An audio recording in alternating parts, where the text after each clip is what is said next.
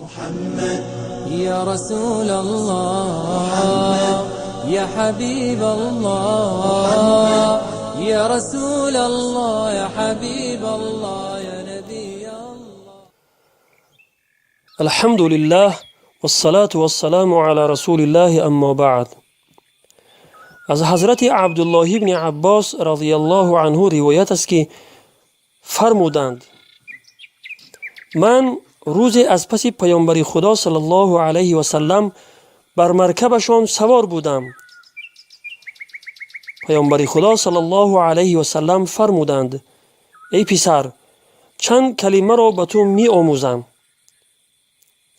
خدا را به یاد داشته باش تا او نیز حافظ و نگهدار تو باشد.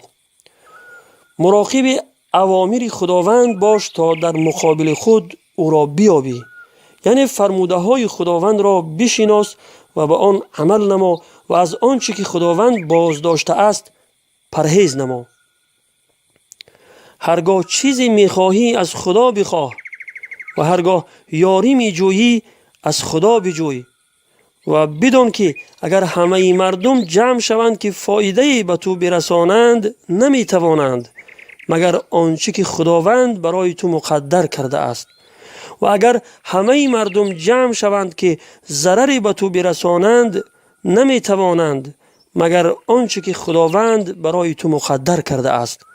زیرا که قلم‌ها از نوشتن باز ایستاده اند و نامه‌ها خشک شده اند، یعنی آنچه که از تقدیر نیکی و بدی مخلوقات خداوند در لوح المحفوظ نوشته است تغییر و تبدیل نمی شود و هر نیکی و بدی که به انسان می رسد همه اش از تقدیر الهی است و آن هرگز تغییر نمی یابد.